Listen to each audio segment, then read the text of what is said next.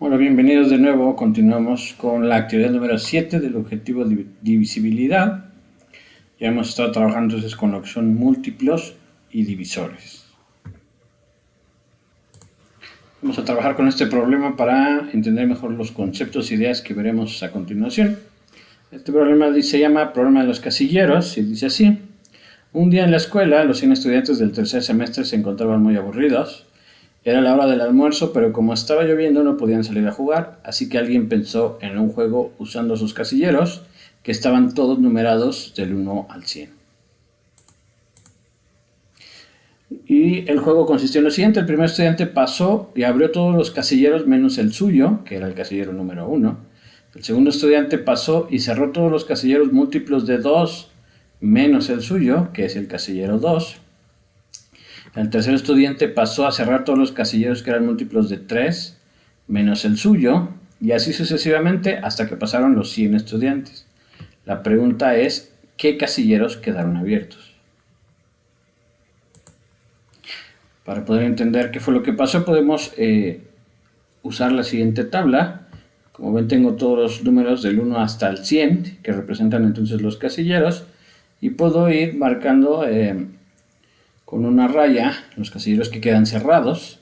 Entonces acuérdense que el primer estudiante pasó y abrió todos los casilleros menos el de él, por eso todos los casilleros no tienen raya, excepto el uno que sí tiene raya porque es el que quedó cerrado. Ahora, el segundo estudiante pasó y cerró todos los casilleros que eran múltiplos de 2 menos el 2, es decir, acuérdense que todos estaban abiertos. Entonces el segundo estudiante los fue cerrando, pero el 2 no lo cerró, entonces el 2 quedó abierto. El 3 no lo movió porque no es múltiplo de 2. El 4 sí lo cierra. El 6 sí lo cierra. El 8 lo cierra. El 10 lo cierra. Y así va cerrando todos los casilleros que son múltiplos de 2. Como ven, son precisamente todas estas columnas. Toda esta columna queda cerrada. La columna que está abajo del 4, la que está abajo del 6, la que está abajo del 8 y la que está abajo del 10, porque todos esos son los múltiplos de 2. ¿No? Es decir, el segundo estudiante pues cerró la mitad de los casilleros. Ahora, el tercer estudiante hizo lo mismo, fue cerrando los casilleros, pero ahora los casilleros que eran múltiplos de 3 menos el 3, es decir, el 3 lo deja abierto. El siguiente casillero que le tocaría cerrar sería el 6, pero como el 6 lo cerró el estudiante 2, ya lo encontró así cerrado, entonces ya no le hizo nada. El siguiente casillero fue el 12, que igual ya lo encontró cerrado, ya no le hizo nada. El siguiente sería el 15, que ese sí estaba abierto, lo cerró. Y así fue, cerrando todos los múltiplos de 3. Pero como pueden ver, varios de los casilleros que le tocaban al estudiante 3 ya estaban cerrados porque eran también múltiplos de 2. Entonces, los casilleros que terminó cerrando el estudiante 3 pues fueron el 21, el 51, el 81, el 33, el 63, el 93, el 15, 45, 75, el 27, 57, 87, el 39, el 69 y el 99, todos que son múltiplos de 3, pero que no eran múltiplos de 2. Ahora piense un poco qué es lo que pasó con el cuarto estudiante. ¿Qué es lo que tendría que cerrar el cuarto estudiante? El cuarto estudiante tendría que cerrar todos los múltiplos de 4. Pero piense cuáles son los múltiplos de 4. Por ejemplo, el primer múltiplo de 4 sería 8. Pero 8 también es múltiplo de 2. ¿Qué otro casillero podría cerrar el estudiante número 4? Por ejemplo, sería el 12. Pero otra vez el 12 es múltiplo de 2. Es decir, el cuarto estudiante ya no cerró nada. ¿Por qué? Pues porque 4 es múltiplo de 2 y cualquier múltiplo de 4 también sería un múltiplo de 2. Y entonces, pues la idea es que usted termine de hacer la tabla, ¿no? Que vea cuáles de los siguientes estudiantes fueron cerrando. Como puede ver, conforme fueron avanzando, fueron cerrando menos y llega un punto en donde ya no pasan estudiantes y ya no cierra nada. Pero el chiste es entender qué pasa con los casilleros que quedan abiertos. Aquí tengo listados cuáles son.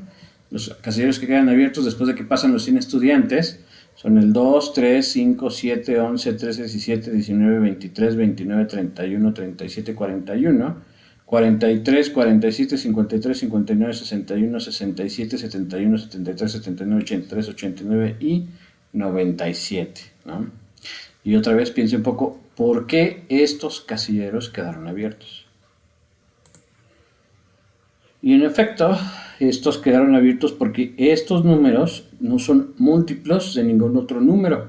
O sea, por ejemplo, 5 solamente es múltiplo del mismo.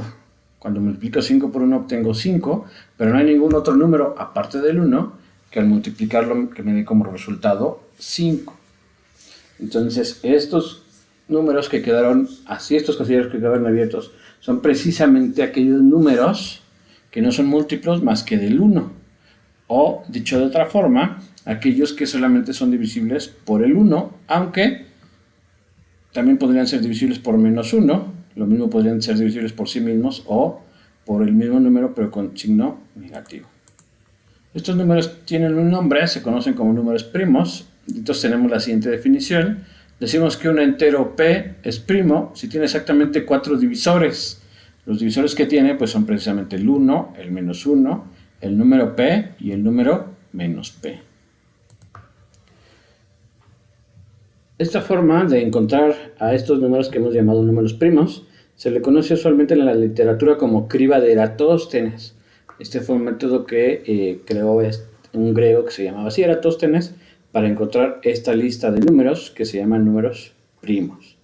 En general, se denota con pi mayúscula el conjunto de números primos. Y fíjense que además de encontrar estos números primos, hay otra propiedad interesante que sale de esa tabla que vimos, porque los números que quedaron tachados salieron, o más bien los obtuvimos porque eran múltiplo de alguien más, ¿no? Pero de alguien más quiere decir que era múltiplo precisamente de estos números, que son los que llamamos números primos, es decir, cualquier otro número que fue tachado era el resultado de multiplicar números de estos, que son los números primos. Entonces se tiene el siguiente teorema, que se conoce como teorema fundamental de la aritmética, que dice entonces que todo número entero se puede expresar de forma única, obviamente salvo el orden de los factores, como un producto de números primos. Y a esta forma de expresar a un número se le conoce usualmente como factorización en primos. Muy bien, vamos a ver ahora ejemplos de cómo se encuentra esta factorización en primos. Por ejemplo, vamos a expresar a 100 y a 135 como una factorización en números primos. Ya hemos visto algunos criterios de divisibilidad.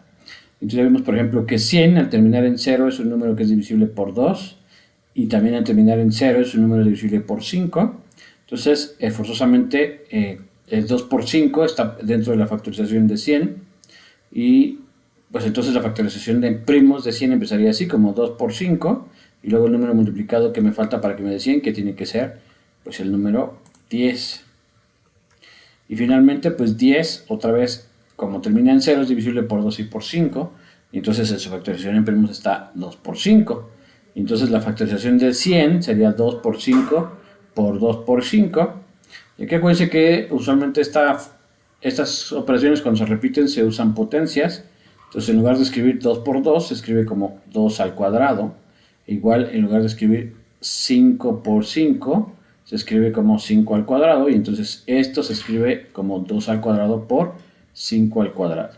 Entonces esta forma de representar a 100 como multiplicaciones de potencias de números primos, esta es la que se le llama la factorización en primos del número 100. Entonces 100 se obtiene como 2 al cuadrado por 5 al cuadrado. Ahora vamos a ver qué pasa con 135. Como termina en 5 es un número que es divisible por 5, y entonces 135 va a ser 5 por un número. Buscamos qué número es y vemos que es 27, y entonces 5 por 27 me da 135. Ahora 27, si yo sumo sus dígitos, 7 y 2 dan 9, que es un número divisible entre 3, por lo tanto todo el número es divisible entre 3, por los criterios de divisibilidad que vimos en la actividad anterior. Y entonces 27 se escribe como 3 por algo, y es fácil ver que pues es 3 por 9. Y entonces la factorización de 135 empezaría así, como 5 por 3 por 9. 9 todavía no es primo, y pues es un número que es divisible por 3, entonces en su factorización tiene que ir 3 por algo, que evidentemente pues es 3, y entonces 135 ya se escribe como 5 por 3 por 3 por 3, y como les decía, en vez de poner 3 por 3 por 3, se pone 3 al cubo, entonces la factorización de 135 se pone como 5 por 3 al cubo.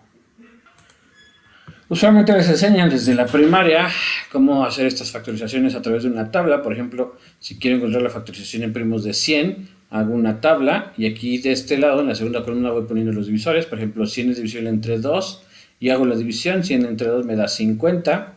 Luego 50 es divisible entre 5, entonces lo pongo y hago la división. 50 entre 5 me da 10. Luego 10 es otra vez divisible entre 2, entonces me da 10 entre 2 que me da 5 y ya 5 ya es primo. Entonces la factorización en primas pues es 2 por 5 por 2 por 5, que es lo mismo que encontramos hace un rato. Igual 135, como lo escribo como factorización en primas. Como termina en 5 es divisible entre 5, 135 entre 5 me da 27. 27 es divisible entre 3, entonces pongo aquí el 3. 27 entre 3 me da 9.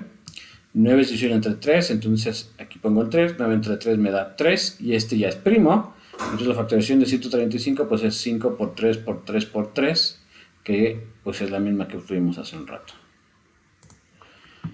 Muy bien, ya nada más para terminar esta actividad, se les queda de tarea encontrar la factorización en números primos de estos números, del número 300, de 2646, de 1575 y de 1800. No olviden que hay que subir las tareas a la plataforma de Classroom.